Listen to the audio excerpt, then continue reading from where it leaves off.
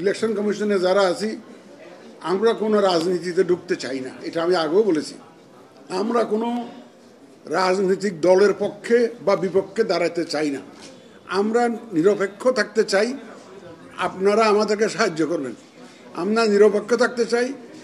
এবং একটা বিষয় পরিষ্কার আমার কাছে, আমার আন্ডারস্ট্যান্ডিং, ইলেকশন কমিশনকে গালি দেয়, ইলেকশন কমিশনকে যখন সমালোচনা করে এটা আমার গায়ে লাগে, তীরের মতো লাগে। ইলেকশন কমিশনকে যখন কেউ সমালোচনা করে এখন আমার গায়ে তীরের মতো লাগে, যদি আমার বেশি দিন হয় নাই।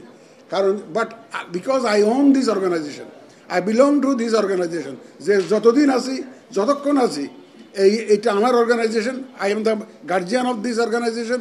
সুতরাং এটা আমার খুবই লাগে। এবং আমার কাছে একটা, শুধু যদি কেউ যদি বলে যে ইলেকশন কমিশনের এত বদনাম, এত কিছু কেন হলো, 100টা কারণ বলতে পারবেন, কেউ 200টা কারণ বলতে পারবেন, কিন্তু আমার কাছে 1 নম্বর কারণ হলো political control of the election commission. এইটা আমার কাছে মনে হয়েছে সবচাইতে বড় কারণ।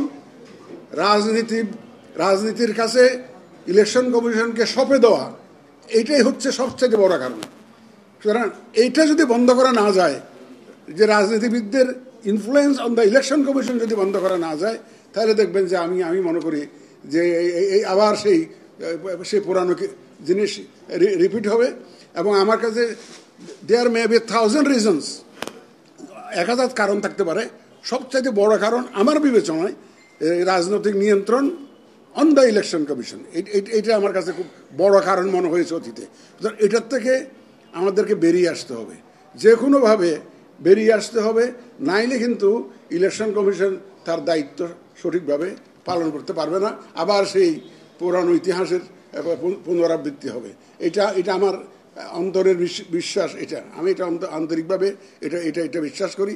আর ইলেকশন কমিশন একা শুধু নষ্ট হয় নাই, আমাদের প্রতিষ্ঠান নষ্ট হয়েছে।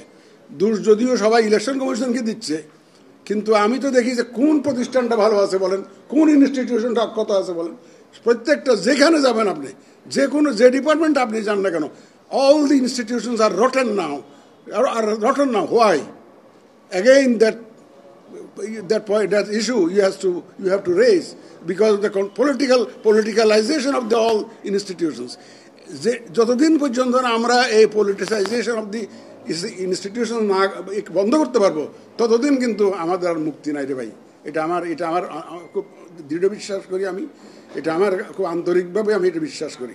যাই হোক, আপনারা আমাকে আমন্ত্রণ জানিয়েছে এবং কিছু বলার জন্য অনুরোধ করেছেন, আমিও বললাম।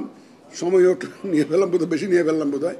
আমি যারা পুরস্কার পেলেন তাদেরকে আবার ধন্যবাদ জানাই এবং আপনাদের সবাইকে আমি মোবারকবাদ জানিয়ে আমার বক্তব্য শেষ করছি।